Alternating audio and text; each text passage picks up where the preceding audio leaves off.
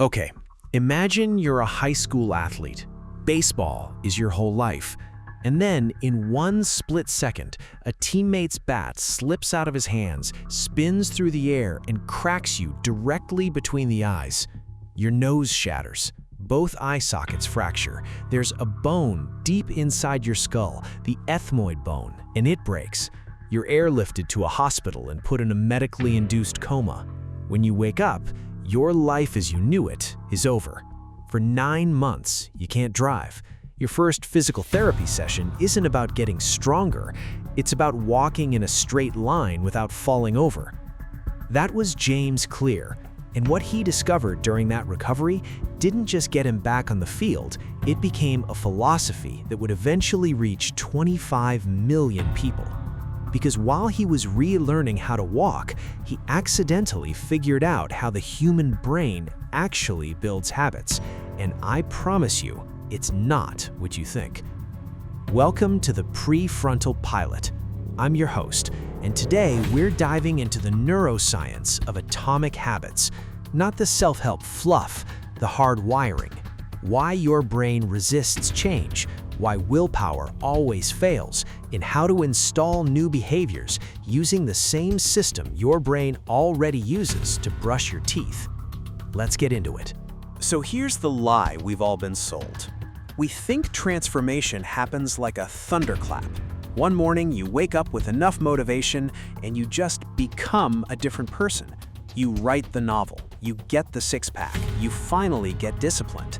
And that's why every January, millions of people flood into gyms, buy planners, and swear this is the year. And every February, crickets. The gym is empty again. But what if the problem isn't you? What if the problem is the size of the change you were promised? James Clear figured this out the hard way. After that injury, he couldn't train like an athlete. He couldn't even see straight half the time.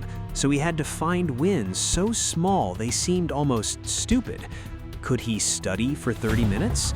Could he walk a little farther than yesterday? Could he do one push-up? One push-up. It sounds ridiculous, but here's what he realized and what neuroscience now confirms. Your brain doesn't respond to magnitude, it responds to repetition. And if you understand why, you can make change inevitable instead of impossible. All right, let me blow your mind with some math. If you get just 1% better every single day, you don't end up 365% better after a year. Because of compounding, you end up roughly 37 times better. 37 times. Conversely, if you get 1% worse every day, you don't just drift, you collapse towards zero. This is what Clear calls the geometry of trajectory. And trajectory, not position, is what determines where you end up. See, most of us obsess over our position. We look at the scale, the bank account, the unfinished project, and we judge ourselves against that snapshot. But position is a lagging measure. Your current reality is just physical evidence of whatever your brain has been rehearsing for the past 6 months, the past year, the past decade. The inputs always come before the outputs. Always. Which is why Clear says we've got the equation completely backwards. We don't rise to the level of our goals, we fall to the level of our systems. A goal is a destination, an engine is the engine. And if there's any gap between what you want and what you actually do every day, your daily behavior wins every single time. No contest. Think about it like this. A plane leaving LA for New York. If it's nudged just 6 feet off course at takeoff, lands in Washington, D.C. The deviation was invisible at the start. Over a long enough timeline, it became decisive. Your habits are that nudge. They aren't dramatic, they're directional. And your prefrontal cortex, the pilot of your brain, is either steering you toward where you want to go, or it's on autopilot toward a destination you never chose. Now this is where it gets really interesting. And honestly, this is the part most people miss entirely. Most of us approach habits from the outside in. We decide what we want, lose 40 pounds, write a book, make more money, and then we try to force ourselves toward it. It's willpower versus desire, and willpower always loses eventually. But Clear flips the whole thing. He asks a different question. Who do you wish to become? Not what do you want, who do you want to be? Because here's the neuroscience.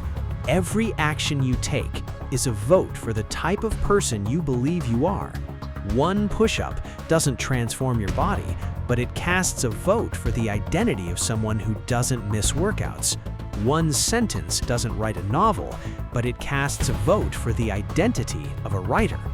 Your habits aren't just activities, they're evidence. They're the proof you offer your own brain about who you are. And once your brain believes you are that kind of person, the behavior becomes self-reinforcing. You don't need willpower to do what you believe you are. Willpower is what you use when you're fighting your identity. Identity is what you use when the behavior is just you. This is huge because it means the goal isn't to run a marathon. The goal is to become a runner. The goal isn't to write a book. The goal is to become a writer. The behavior follows the identity, not the other way around. Okay, so how do you actually install this? Clear breaks it down into 4 laws. And honestly, it's like reading the source code of human behavior. Every habit runs through a 4-stage loop in your brain. First, the cue, something in your environment triggers the behavior. Then the craving, your brain wants something. Then the response, you act. Then the reward, you get the payoff that teaches your brain to do it again. To build a good habit, you manipulate these 4 stages. Law 1, make it obvious. If the cue is hidden, the habit dies. Your brain can't execute what it doesn't notice, so you design your environment. Lay your gym clothes out the night before. Put the guitar on a stand in the living room, not in the closet. Make the desired behavior the first thing your eyes find. This is called environment design, and it's based on how your visual cortex primes your motor cortex. Seeing the cue literally prepares your brain to act. Law 2, make it attractive. If the habit feels like a chore, you'll abandon it the moment motivation dips, so pair it with something you enjoy. Listen to your favorite podcast only while running. Get coffee at your favorite spot, but only after you write. Join a group where the behavior is the social norm. Your brain releases dopamine in anticipation of reward, not just during the reward. So if you can make the cue itself attractive, you've already won half the battle. Law 3, make it easy.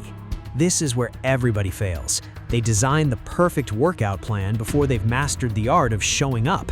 Clear's 2-minute rule is a weapon here. Scale every habit down to a version that takes 2 minutes or less. Read 30 books a year becomes read 1 page.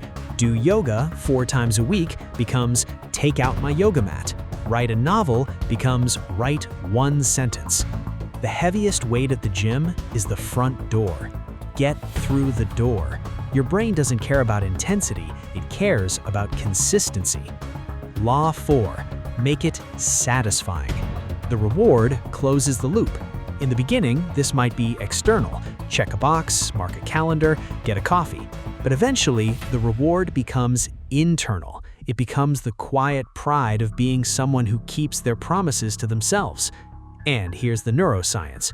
Your basal ganglia, the habit center of your brain, learns through immediate reward. If a behavior feels good immediately, it gets wired in fast. If the reward is delayed, the wiring is weak. So front-load the satisfaction however you can. Now, let's destroy a myth real quick. You think you need more self-control. You don't. You need less temptation. When researchers study people with high self-discipline, they don't find a tribe of superhumans with iron wills.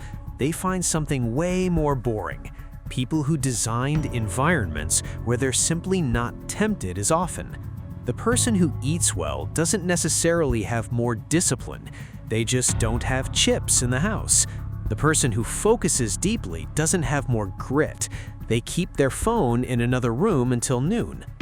This is called friction engineering, and it's based on how your prefrontal cortex works.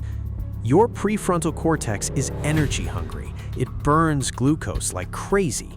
Every time you resist temptation, you're burning fuel. Eventually, it gets tired. That's ego depletion. And when it's tired, the older, deeper parts of your brain take over. The parts that want the cookie, the parts that want the scroll. So don't fight your brain. Outsmart it. Increase the friction for bad habits, decrease it for good ones. Make the bad stuff 20 seconds harder to reach. Make the good stuff 20 seconds easier. That isn't weakness, that's neuroscience. And then there's the social layer, which might be the most powerful force of all. Humans are tribal. Your brain is literally wired for social acceptance. It's an ancient survival mechanism, and that means your habits are contagious. Not metaphorically, actually contagious. If your desired behavior is the normal behavior of your group, you don't have to fight to maintain it. The group pulls you forward automatically. If it's abnormal, you're swimming upstream every single day. Research shows that if your friend becomes obese, your chance of becoming obese increases by 57%. Not because you copy them consciously, because your brain recalibrates what normal looks like. So choose your rooms carefully. The people around you aren't just your friends, they're your default future.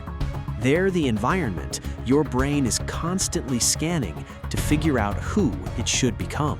So where does this leave us? It leaves us with a different understanding of time.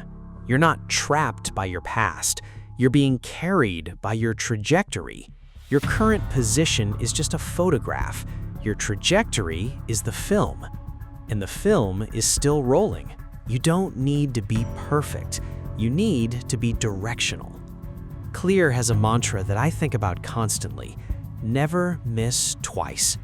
One missed workout is a blip. 2 is the beginning of a new pattern. 1 bad meal is nothing. 2 starts a slide. The speed of your return is the only metric that matters, because your brain is always counting votes. Every action is a vote for the person you're becoming. And in the democracy of your own mind, every single vote counts.